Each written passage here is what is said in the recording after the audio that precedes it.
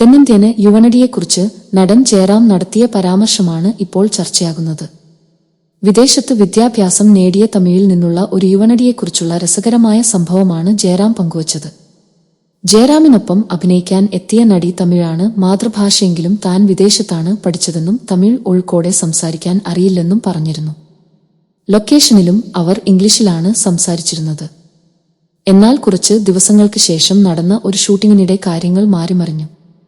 അതുവരെ ഇംഗ്ലീഷിൽ സംസാരിച്ചിരുന്ന നടി ആ സംഭവത്തോടെ നല്ല തമിഴിൽ സംസാരിക്കാൻ തുടങ്ങി.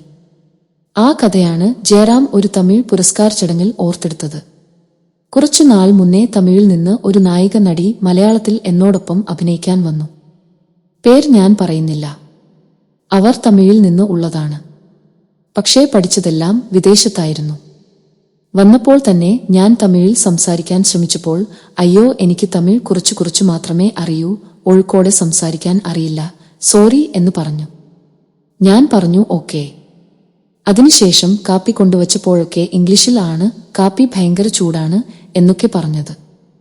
അങ്ങനെ കുറേ ദിവസം സംസാരിച്ചതിനു ശേഷം ഒരു ദിവസം സ്കൂട്ടർ കൊണ്ടുവന്ന വീടിനു മുന്നിൽ വയ്ക്കുന്ന സീൻ എടുത്തപ്പോൾ സ്കൂട്ടറിൽ നിന്ന് താഴെ വീണ് കുട്ടിയുടെ കൈ മുറിഞ്ഞു.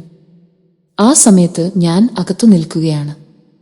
മുറ്റത്തു ഭയങ്കര ശബ്ദമൊക്കെ കേൾക്കുന്നു. ഞാൻ ഓടിയിറങ്ങി വന്നു. സിനിമാ ലൊക്കേഷനിൽ ആർക്ക് എന്തു പറ്റിയാലും ഒരേ മരുന്നാണ് ഇടുന്നത്, യുഡികൊളോൺ.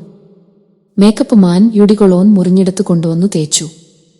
അപ്പോ ഉടനെ അയ്യോ അമ്മ നീറുന്നു എന്ന് തമിഴിൽ നിലവിളിച്ചു. അതുവരെ ഇംഗ്ലീഷ് മാത്രമേ അറിയൂ എന്ന് പറഞ്ഞു നിന്ന ആൾ യുഡികൊളോൺ തേച്ചപ്പോൾ തമിഴിൽ ഒരേ നിലവിളി. നമുക്ക് വേദനിക്കുമ്പോൾ മാതൃഭാഷ തന്നെ വായിൽ നിന്ന് വരും, ജയറാം പറഞ്ഞു. എന്നാലും ജയറാം പറഞ്ഞ ഈ നടി ആരാകും എന്ന സംശയത്തിലാണ് പ്രേക്ഷകർ. കുടുംബ പ്രേക്ഷകരുടെ ഇഷ്ടതാരമായ ജയറാമിന്റെ കോമഡി കഥാപാത്രങ്ങൾ പോലെ തന്നെ പൊതുവേദികളിൽ അദ്ദേഹം പങ്കുവയ്ക്കുന്ന അനുഭവങ്ങളും തമാശകളും ചിരിയുടെ തിരമാലകൾ സൃഷ്ടിക്കാറുണ്ട്. അത്തരത്തിൽ ജയറാമിന്റെ യുഡികൊളോൺ കഥയും സമൂഹമാധ്യമങ്ങളിൽ വൈറലാവുകയാണ്.